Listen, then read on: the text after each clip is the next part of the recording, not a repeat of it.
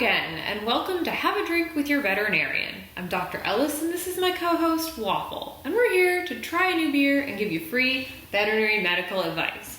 Today, we're chatting about itchy cats. The first thing I want to say is that if your cat is itchy, you should make an appointment with your veterinarian, but I do have some pointers to help out while you wait for your exam. The second point I want to make is that your cat is probably not crazy. Maybe they're quirky or irrational, but it's highly unlikely that they're tearing their fur out over stress or psychogenic alopecia. That's a common misdiagnosis and often a lazy one.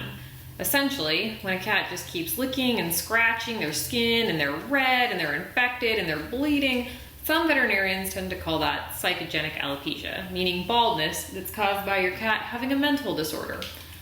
A similar disorder in captive birds is teratillomania. And it's a real thing, and it's fun to say. And then there's one in humans called trichotillomania, which is a real thing that I claim to have, but it's self-diagnosed, and I'm unqualified to make a diagnosis in humans. So maybe I'm just allergic to eyebrow mites or something. Back to psychogenic alopecia.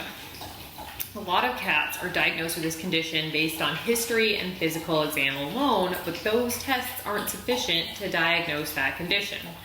You always have to rule out medical issues before you diagnose psychological issues, especially considering how poor your cat's and your family's quality of lives can be when incessant, severe itchiness is an issue.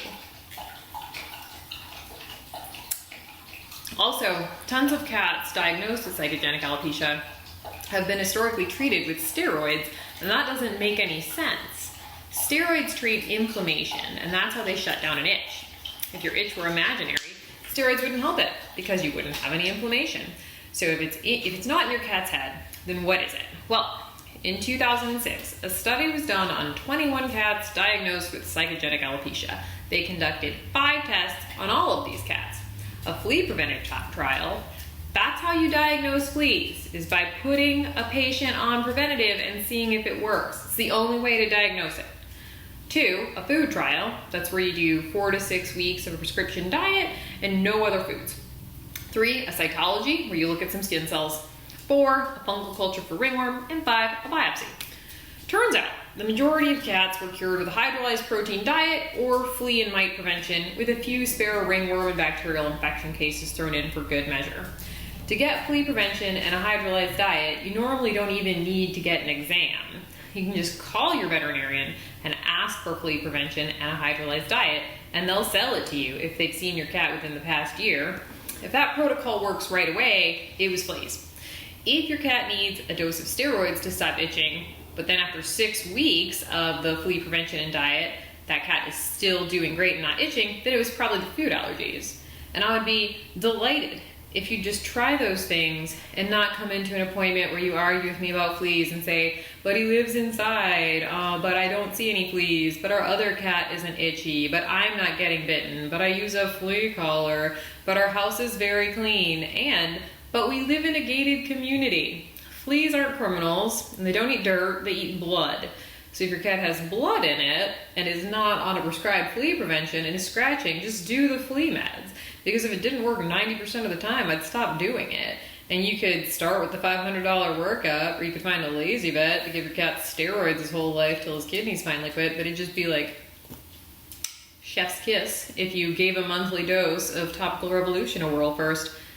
And that stuff also kills ear mites and other mites. So if your cat happens to have an ear mite issue, you're covered there too. So conclusively, it's unlikely that your cat's mentally unwell. She probably just needs monthly flea prevention or a hypoallergenic diet. Also, she probably can't see ghosts. A 2014 study suggests that cats actually see UV light like owls do. So she's probably just staring at a spot where a mouse peed 2 years ago. I mean, did your realtor disclose that someone died in your house ever? Why would there be a ghost? As far as this beer, it's called Must Be the Honey Blonde, and I'm cheating a little bit because I have had it before, but it had a different name then. It had a name that was offensive to Asian Americans, so they changed it, which I respect. You may notice, since the only people who watch this are my aunts, and my honorary aunt Michelle Dorman, that I don't have my splint on, because today I am cleared to climb and do surgery and be normal again, which is very exciting for me. So thank you for watching, and if you suggest any new beers and new topics, I will do one, but otherwise I probably won't do a video for a while. And that's all I have to say. Cheers!